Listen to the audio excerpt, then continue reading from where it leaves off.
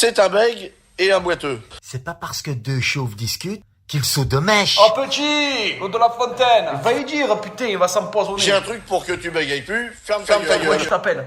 Tu dis Mohamed. Bois doucement.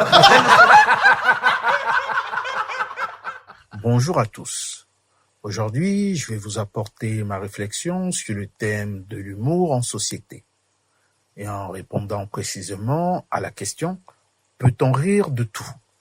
Je vous rassure, je sais très bien que je suis face au type de question très clivant qui a souvent du mal à faire consensus. Mais je vais essayer de vous donner mon point de vue là-dessus, d'abord sur l'angle de la connerie et de la folie, puis sous l'angle de la caricature et du sacré. Et comme toujours, je finirai par une petite conclusion. Serge Gainsbourg, en son temps, avait prononcé cette phrase mythique. Et il disait précisément « L'humour, c'est la décontraction de l'intelligence. Alors, parfois, je me permets d'être con sciemment. » Alors, pour moi, la connerie, c'est une caricature de la réalité.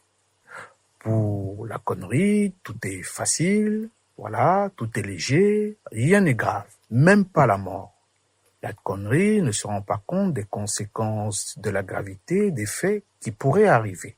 Donc, pour tous ceux qui utilisent la connerie comme humour, rien n'est assez grave pour sortir une bonne blague. Alors, si l'humour est la décontraction de l'intelligence, à l'inverse, pour moi, la folie, c'est l'excès de contraction de l'intelligence.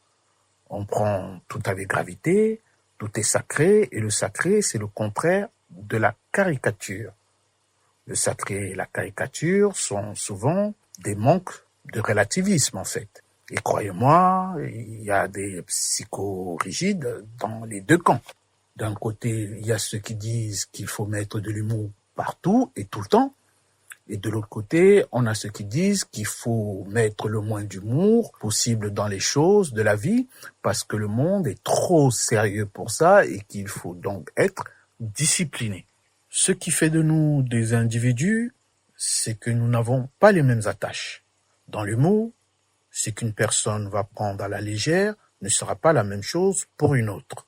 Par exemple, on pourra facilement rire d'une blague sur les bègues, les boiteux ou les mères en général, mais si de manière spécifique on est attaqué par une blague ou une vanne sur sa mère, ou si on connaît un proche qui vit des conditions semblables à la blague qui a été faite, alors il y a un mécanisme de défense qui se mettra automatiquement en place, puisqu'on va considérer que le membre attaqué par l'humour fait partie de nous-mêmes.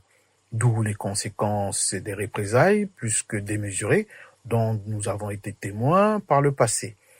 Maintenant, je sais qu'il y a des gens qui doivent se dire que si on fonctionne de cette manière, il y aura trop de sujets tabous dans la société, etc. Mais le paradoxe et le problème, c'est que les attaches que nous avons sont individuelles. D'où la célèbre maxime du très regretté humoriste français Pierre Desproges qui disait « On peut rire de tout, mais pas avec tout le monde ». En conclusion, je dirais qu'il faudrait que les gens comprennent que c'est quelque chose d'objectif chez l'être humain de rigoler de ce qu'il prend à la légère et de devenir agressif quand on attaque une de ses attaches. Sur ce, je vous laisse méditer.